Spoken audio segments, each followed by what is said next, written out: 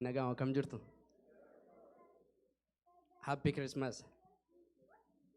Walaloon barreessee dhufeen isinii dubbisa. Sirraa ta'uu dhaggeeffanna. Ashamaa harka fuunee akkam jirtu namanaa. Warri dhiyoo, warri fagoo, warri gamaaf gamanaa. Ashamaa harka fuunee warri qeerroof qarree.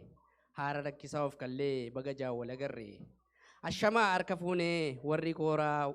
Ashamaa harka fuunee warri godaa, warri kooraa. Baga arra geessanii warri diyaaspooraa. Nuti iddoo lamee miti jiraattota garlachuu kiristaanonni baga geessan guyyaa ayyaana dhalachuu. Guyyaan dhufee darba bakka tokkon oolu. Garuu guyyaan kunii waan inni natti tolu. Guyyaa fooliin urgaa'uun addunyaaf faayyoome. Guyyaa waaqni guddaan ilma nuuf arjoome.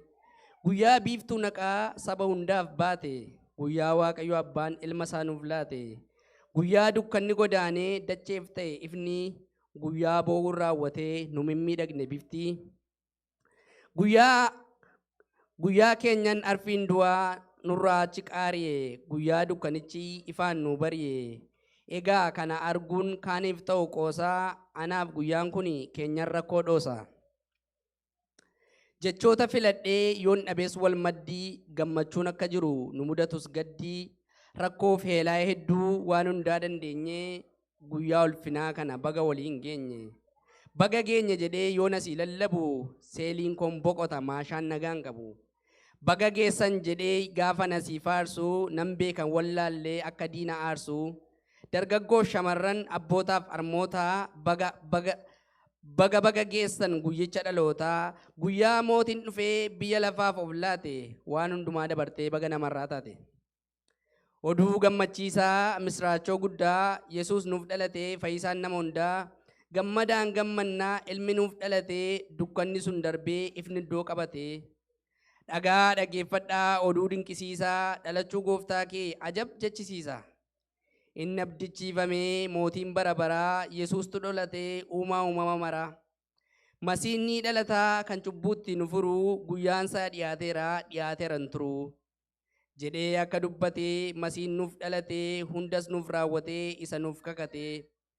Mandaraa daawwitiitti masiin dhalateera dukkanichi darbee ifni mul'ateera.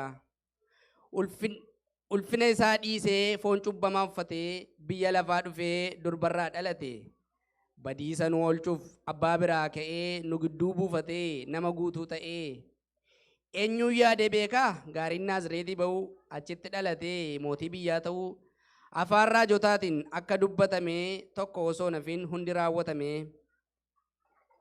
Mucaan ni dhalatee ifni dachee dhaalee Heroodis mootichi isa ajjeesuuf yaalee.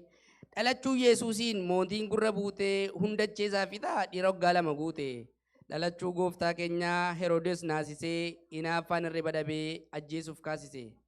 Haariidhaan guutamee Heroodis lafa ciraa ana malee mootiin isa kamtu jira. Haala isaanitti himtu ilaalaatti goraa. Dhuguma dhalate meedhaqaati qoraa. Mootii waaqaaf lafaa abdii nama hundumaa. Yesuus dhalateera eeyyee kaa dhuguma. Gaafa isaan naqanii Yesuus dhalateera. Ulfinni waaqayyoos irra buufateera. Warri urjii lakka'an dinqii isaa arganii. Ulfina waaqayyoof jedhu kufanii ka'anii. Kaabaaf kibbaa wal waamanii iyyafatanii dhufanii. Ulfina maqaa isaaf sagadu kufanii. Shiramee qaxaxxus Yesuus ajjeesuu hin dandeenye. Ni dhalate guddate malee waan biraan dhageenye. Dukkannichi ulfaataan biyya lafaa dhaalee. Mataa gannu qabee humna keenya caalee. Dhalachuu Yesuusiin nurraa dhidhimeera. Abdii bara baraa dhufee nutti himeera. Dhalachuu Yesuusiin lafa kumne baanee. Lammummaa sasirrii lammii waaqaa taane waan dhaggeeffataniif galatoma.